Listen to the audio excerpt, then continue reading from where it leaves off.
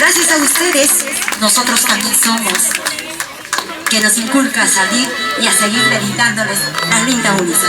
Vamos a cantar esta hermosa Ulisa, maestrita, por favor, con todos ustedes. Y a ver, yo quiero que todos canten conmigo, ¿sí? Porque la vida es una sola. Hoy estás aquí, solamente queda hermosos recuerdos que en nuestros temas dejas un mensaje de nuestra tierra huanca.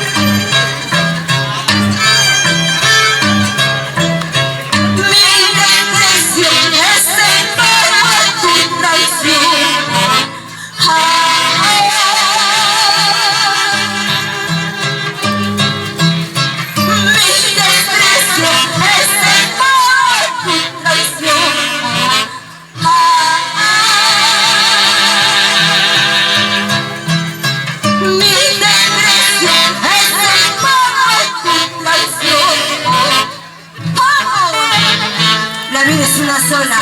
¡Iji! ¡Iji! ¡Iji!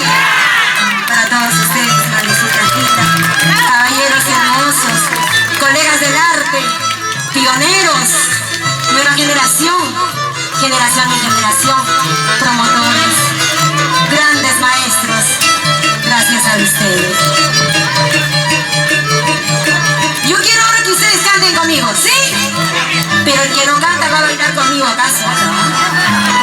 el caballero que me está mirando. Vamos a hacer un gran homenaje a nuestro maestro Picaflor de los Años, porque se lo merece, porque siempre tenemos que difundir sus lindas canciones, porque es un mensaje de nuestra tierra huarca, ¿sí o no?